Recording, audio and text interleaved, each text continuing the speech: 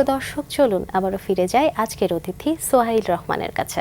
আবারও ফিরে এলাম ভাইয়া, যেটি বলছিলাম যে কন্টেন্ট ক্রিয়েটর হিসেবে 1 বছর ধরে কাজ করছেন এবং বলা যেতে পারে বেশ পরিচিত মুখ। আমরা জেনেছি আপনার শুরুটা কিন্তু হয়েছিল লেখালেখির মাধ্যমে। তো শুরুতে একটু লেখালেখির গল্প শুনবো, কিভাবে শুরু হয়েছিল? লেখালেখি তো ছোটবেলা থেকে একটা আগ্রহ ছিল। আমি পত্রিকায় বিভিন্ন গল্প দিত, এগুলো পড়তাম, পড়ার পর মনে হচ্ছে যদি আমিও লিখতে পারতাম। তারপর আমি আসলে রম্য লেখক বলা যায়, মানে আমি একটু ফানি লেখা লিখতে পছন্দ করি। তো এটা শুরুটা হয় প্রথম আলোর আলপিন, রস আলো, তারপরে এই টাইপের কিছু ম্যাগাজিন দিত বিভিন্ন পত্রিকার সাথে। তো এইগুলো পড়ার সাথে সাথে তো তারপর থেকে যখন ফেসবুক আসলো, তো ফেসবুকে দেখলাম যে সবাই স্ট্যাটাস দেয়, স্ট্যাটাসে নর্মালি স্ট্যাটাস দেয় অধিকাংশ, বাট অনেকে আবার গল্প লিখে স্ট্যাটাসের মধ্যে ফানি ফানি নিজেদের ঘটনা লিখে। তো আমি ভাবলাম যে আমিও তাহলে লেখালেখি শুরু করতে পারি। তো এইভাবে আসলে শুরু হয় লেখালেখিটা। তো আস্তে আস্তে ওইখান থেকেই আর কি আজকের এই লেখক হয়ে ওঠা। আমি অ্যাকচুয়ালি ফেসবুক থেকে শুরু করছিলাম, তারপরে পাঠকরা আমার লেখা পছন্দ করে, এই আর কি। লেখক থেকে সরাসরি কন্টেন্ট ক্রিয়েটর হিসেবে নিজেকে প্রতিষ্ঠা করেছেন, তো এই যে ট্রানজিশন, এটা আসলে কিভাবে মাথায় এলো? আমি অ্যাকচুয়ালি স্টোরি টেলার, মানে শুধু লেখক বললে ভুল হবে। তো স্টোরি টেলিং এর অনেকগুলো মাধ্যমের মধ্যে একটা হচ্ছে লেখালেখি করা, আর একটা হচ্ছে ভিডিও বানানো বা কন্টেন্ট ক্রিয়েশন। তো আমি যেহেতু দেখলাম যে ইদানিংকালের জেনারেশন তারা অ্যাকচুয়ালি ভিডিও বেশি দেখে বা ভিডিওতে বেশি আসক্ত, যারা লেখালেখি একটু কম পড়তে চায়, পড়ে না যে তা না। তো ভাবলাম যে আমার যেহেতু গল্প বলা বা আমি যেহেতু এন্টারটেইন করতে চাই আমার গল্পের মাধ্যমে, স্টোরি টেলিং এর মাধ্যমে, তো সেটা আসলে লেখালেখির মাধ্যমেও হয়, আবার ভিডিওর মাধ্যমে হয়। তো আমি লেখালেখি করতেছি, সাথে সাথে চিন্তা করলাম যে তাহলে ভিডিওটাও শুরু করি। তো সেইখান থেকে আর কি কন্টেন্ট ক্রিয়েশনে আসা। মানুষকে হাসানো কিন্তু সবচেয়ে কঠিন কাজ, এবং এই কঠিন কাজটি আপনি বেশ সাবলীলভাবে করে যাচ্ছেন। এবং আমরা কিন্তু আপনাকে সোশ্যাল মিডিয়ায় আপনার পার্টনারের সাথে পাই। হ্যাঁ, তো এই যে গল্প ভাগাভাগি বা উনিও স্ক্রিনে আসেন, এই যে দুইজনের মধ্যে সমন্বয়টা কিভাবে করেন? আমি অনেক সময় আমার লাইফের গল্পই বলি, তো ও যেহেতু আমার লাইফের একটা অংশ, তো অটোমেটিকও চলে আসে। তো আমরা দুইজনই আসলে ভাবি যে এটা নিয়ে করলে দর্শক পছন্দ করবে বা একটু বেটার হবে। তো সেই হিসাবে আমরা দুইজনই একটা ভিডিওতে আসি, দর্শক সেটা পছন্দও করে। তো এই জন্য আর কি দুইজন একসাথে আসা বা দুইজন একসাথে ভিডিও করা। বাট সবসময় যে ও আসে তা না, আমি একাও ভিডিও করি বা আরও অন্যরাও আমার টিমে আছে, ওরাও আসে। বাট যেগুলোতে দরকার হয় আমার ওয়াইফের, সেগুলোতেও আসে বা অভিনয় করে। উনি কি বাস্তব জীবনেও এমন, নাকি আপনার সুবিধা করে দেবার জন্য ওনাকে এমন অভিনয় করতে হয়? না, বাস্তব জীবনে অনেকটাই এমন। তো ওর সাথে যখন আমার পরিচয় হয়, তো এই কারণেই আমাদের আসলে খুব ভালো মিল ছিল যে আমিও যেমন ফান পছন্দ করি, ও তেমন ফান পছন্দ করে। তো এইটার জন্যই আসলে আমাদের দুজনের গল্পের শুরু। আচ্ছা, তাহলে পরিচয়ের গল্পটাই শোনা যাক। ফেসবুক থেকেই আমি তখন লেখালেখি করতাম, ও আমার লেখা পছন্দ করতো, আমার লেখা পড়ে মজা পেত। তো সেইখান থেকে আর কি টুকটাক কথা হওয়া শুরু, কথা হতে হতে দু একবার দেখা হয়, সেখান থেকে পরিচয়। তো এইভাবেই আসলে আমাদের গল্প শুরু হয়, পরিচয় থেকে প্রেম, প্রেম থেকে বিয়ে। দীর্ঘদিন টিকে থাকতে নিজের প্রতি আসলে কি কাজ করা হয়? নিজেকে আরেকটু আপগ্রেড করার জন্য কি কাজ করা হয়? নিজেকে আপডেট করার জন্য, যেহেতু কন্টেন্ট ক্রিয়েশনের জগতে আমি আছি, সেহেতু আমার আরো বেটার কন্টেন্ট দেখতে হয়, যারা আরো ভালো ভালো কন্টেন্ট বানায়, শুধু দেশে না বিদেশেও আছে, দেশের বাইরে ইন্ডিয়াতে আছে, হলিউডে আছে। তো তাদের কন্টেন্ট আমি কনজিউম করি। প্লাস কন্টেন্টটা তো অ্যাকচুয়ালি গল্প বলাই, তো এখানে একটা রাইটিংটা খুব ইম্পর্টেন্ট, যে একটা স্ক্রিপ্ট লেখার পেছনে যে রাইটিং দরকার হয়, স্কিল। তো এটার জন্য আমি প্রচুর বই পড়ি, নিজেকে সময় দিই, তারপরে মানুষের সাথে গল্প টল্প করি, বন্ধুদের সাথে সময় কাটাই। তো হাসি আনন্দের মাঝে আড্ডা দিলেও অনেক সময় গল্প চলে আসে, কন্টেন্ট চলে আসে। তো এইভাবে আমি ট্রাই করি দিনের পর দিন নিজেকে যাতে আরো বেটার করা যায়। লেখক হিসেবে নাকি কন্টেন্ট ক্রিয়েটর হিসেবে কোন পরিচয়টা দিতে নিজে স্বাচ্ছন্দ্য বোধ করেন? অবশ্যই লেখক হিসেবে, এবং আমি আসলে লেখকই। আমি কন্টেন্ট ক্রিয়েটরটা শখের বশে করি বা ট্রাই করতেছি একটা জনরা, কিন্তু আমি অনেক আগে থেকেই লেখক এবং এখনো লেখক, এবং আমি নিজেকে লেখক হিসেবে পরিচয় দিতে পছন্দ করি। এবং আমি যতটা দেখেছি এখন পর্যন্ত, যে আমার কন্টেন্ট যতই ভাইরাল হোক, যতই ভিউ হোক, দিন শেষে মানুষ আমাকে লেখক হিসেবে এখনো চিনে। আমি গত প্রায় 10 বছর লেখালেখি করতেছি, নিয়মিত বই টই বের হয়েছে। তো মানুষ লেখক হিসেবে আমাকে চিনে, এবং আমি এই পরিচয়তেই আনন্দিত, স্বাচ্ছন্দ্য বোধ করি, এবং আমি লেখকই থাকতে চাই আজীবন। বলছিলেন যে বেশ কয়েকটি গল্প লেখা হয়েছে, কতগুলো বই লেখা হয়েছে? আমার এখন পর্যন্ত বইয়ের সংখ্যা 4টি। কোন বিষয়গুলোকে মাথায় রেখে বই লেখা হয়? আমি যখন ছোট গল্প লিখি তখন ট্রাই করি রম্য গল্প লিখতে, যেহেতু আমার পাঠকরা এই কারণে আমাকে পছন্দ করে যে আমি হাসির গল্প লিখি বা রম্য গল্প লিখি। তো ছোট গল্প দুইটাই রম্য গল্পের বই, অনেকগুলো রম্য গল্পের সংকলন। আর যে দুটো উপন্যাস আছে, উপন্যাস আসলে শুধু রম্য দিয়ে লেখা একটু কঠিন, যেহেতু অনেক বড় একটা গল্প বলতে হচ্ছে।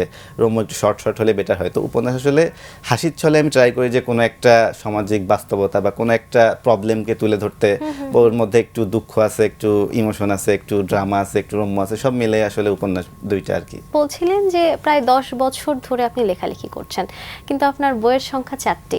তো এই যে বইয়ের সংখ্যা স্বল্পতা যদি বলি, তাহলে একটি বই লেখার পেছনে আসলে সময় কত গিয়েছে, বা এত কম বই লেখা হয়েছে কেন যদি জানতে চাই?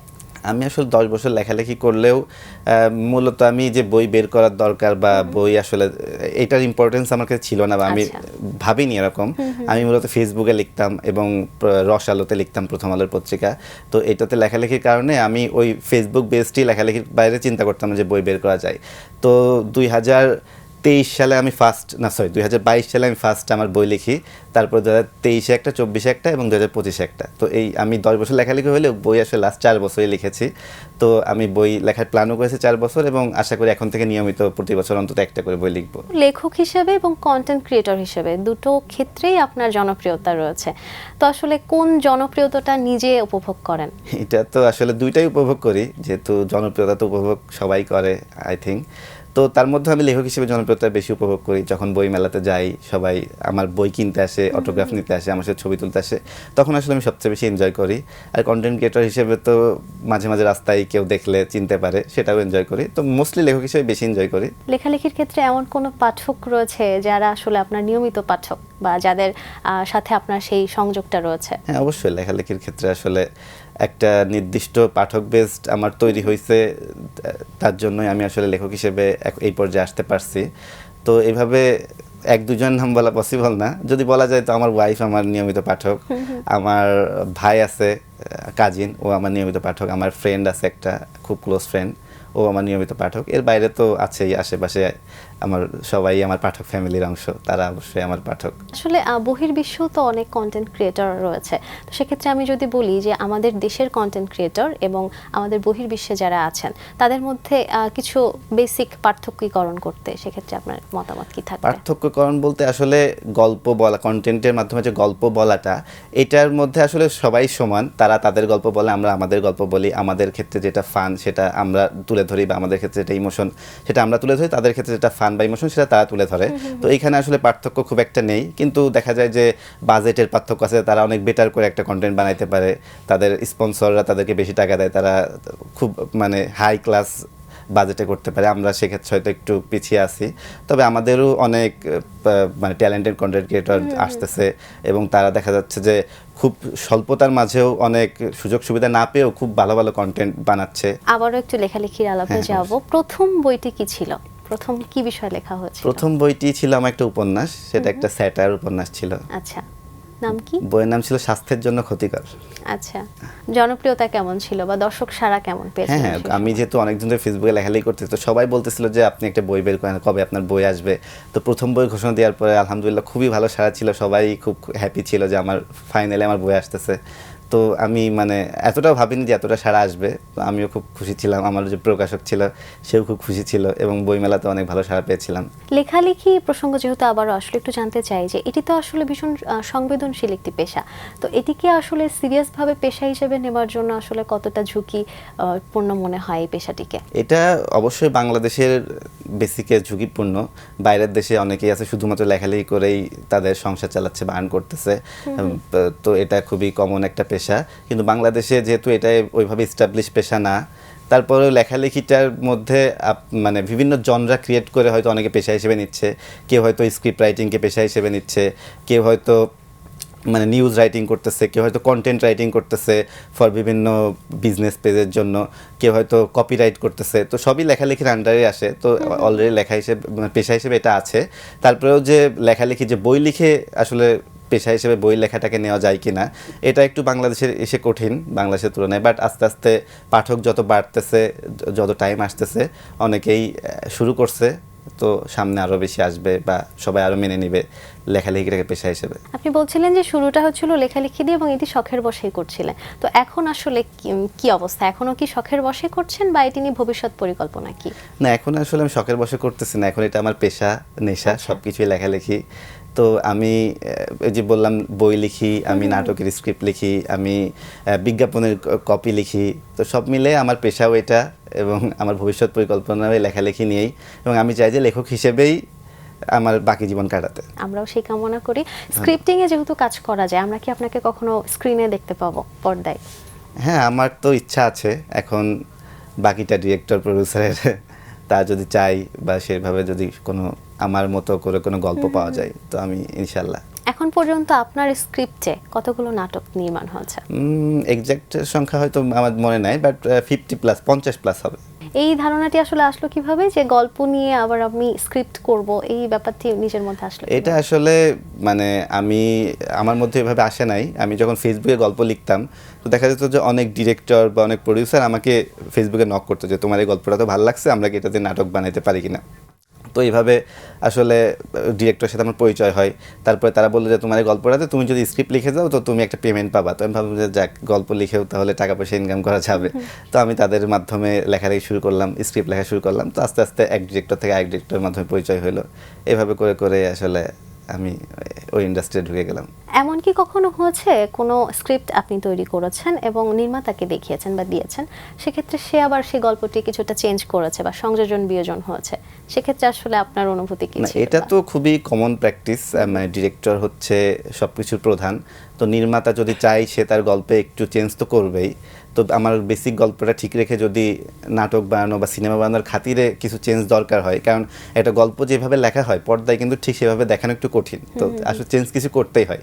প্রতিটা গল্পে আসলে অল্প স্বল্প চেঞ্জ হয়, খুব বেশি চেঞ্জ না করলে সেটা আমি পজিটিভলি দেখি এবং আমিও চাই যে তারা তাদের বেটারমেন্টের জন্য যদি চেঞ্জ করে তো সেটা আমিও হ্যাপি। কন্টেন্ট ক্রিয়েটর এবং লেখক দুটো নিয়ে ভবিষ্যৎ পরিকল্পনা একটু জানবো। লেখালেখি নিয়ে ভবিষ্যৎ পরিকল্পনা আপাতত হচ্ছে প্রতি বছর আমি একটা করে বই লিখতে চাই, এছাড়া নাটকের স্ক্রিপ্ট লিখতে চাই।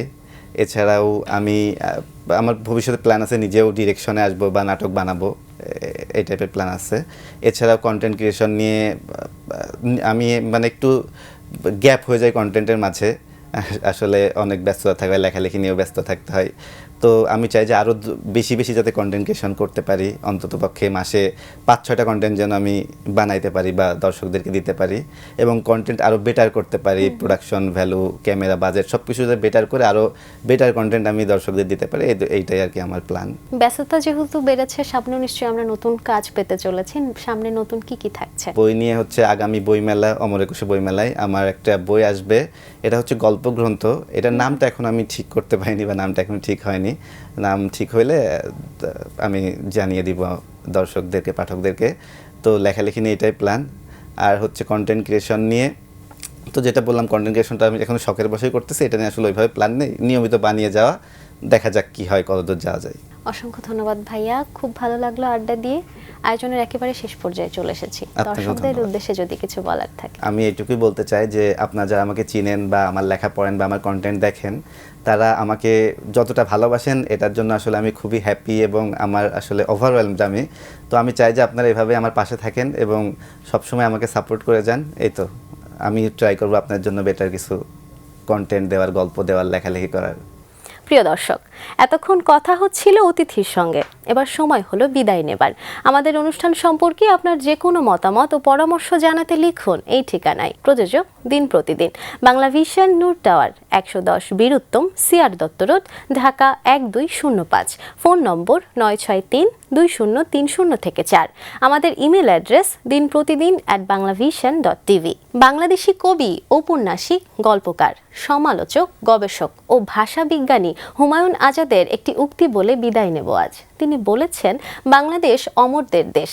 এ দেশের প্রতি বর্গমিটারে মাটির নিচে 5 জন করে অমর ঘুমিয়ে আছেন।